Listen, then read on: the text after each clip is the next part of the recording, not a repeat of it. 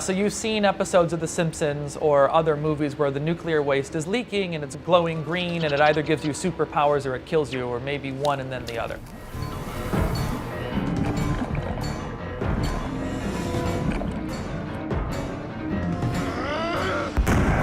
That's not actually what happens. Most of the solid materials in nuclear waste, they're just that. They're solid. They don't leak. And even the liquid materials in nuclear waste, those containers are so robust that we actually have tests that we've done that are on video, and you can go out and watch on YouTube, dousing them in jet fuel and putting them on a train and running another train at them with a metal spike aimed at a concrete wall or dropping them off of a helicopter. These are the sorts of tests that we do for nuclear waste containers, and they have to survive every single one. It's like we can't throw anything at these containers that gets them to break apart. Your immediate reaction is fear, and that's a natural reaction. We're all built with a fight or flight response for a reason. It's kept us out of danger, and it's why the human race still exists, is we haven't been eaten to death. The reason we call nuclear a clean energy alternative is that it does not emit CO2, carbon dioxide, when you use it. When you actually use the fuel, it produces absolutely no CO2.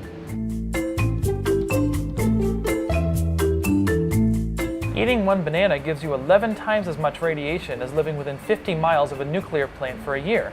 If you live near a coal power plant, you get 30 times as much radiation as you do if you live near a nuclear plant. The point of a power plant is to make electricity. And they all do so by heating up water to make steam, to drive a turbine. That turbine drives an alternator like what's in your car or a generator, and that's what produces electricity. The way nuclear power heats up water is that these fissile atoms, like uranium-235, split apart when neutrons hit them.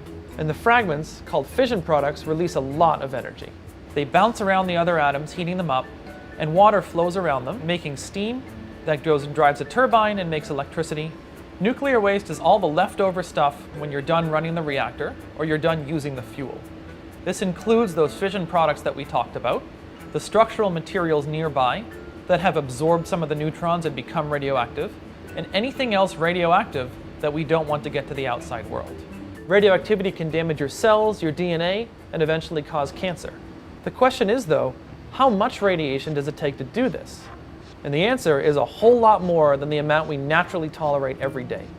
We've evolved in a constantly radioactive world. There's radiation coming from space, from the ground, from the air. The food you eat contains potassium, carbon-14. They're all naturally radioactive occurring isotopes. The building materials from your house, they're radioactive. There's a lot of natural background radiation that all of life has evolved to tolerate. The radiation from uncontained nuclear waste is way more than the body can tolerate. Luckily for us, when it's properly contained, the amount that we're exposed to is next to nothing. It's contained within metal fuel rods called fuel cladding. Those are contained in fuel assemblies, and those fuel assemblies are sealed up in either copper, stainless steel, or concrete containers. So there's multiple barriers keeping everything inside that waste container. I'd gladly live next to a nuclear waste burial site. Right now, we seal up nuclear waste and store it on site at the power plants. But what I'd really like to see us do is get some value out of that waste. So how much of the fuel do you think actually gets used in the reactor? 90%? 80? 70? 60? 50? 40? No, 5. 5% of the fuel is actually used. 95% of the useful fuel exits the reactor as waste. So you might be wondering, well, geez, why are reactors so bad at utilizing their own fuel? Well, it's because even that 5% ends up making things called neutron poisons, because they take neutrons away from what otherwise would make uranium split apart. Now, you can chemically separate out those fission products and recycle the fuel as fresh fuel. And this is actually done in France, Japan, most other countries. The US is quite unique in we have laws against reprocessing. So you might be surprised at how much other valuable stuff there is in waste. Gold, silver, platinum, rhodium, ruthenium. Some of the other waste products like plutonium-238 and strontium-90 are used to power spacecrafts that go too far from the sun, where you can't use solar power. There are a bunch of other valuable byproducts of a nuclear reaction. There's tritium, an isotope of hydrogen, and helium-3, an isotope of helium that's missing a neutron.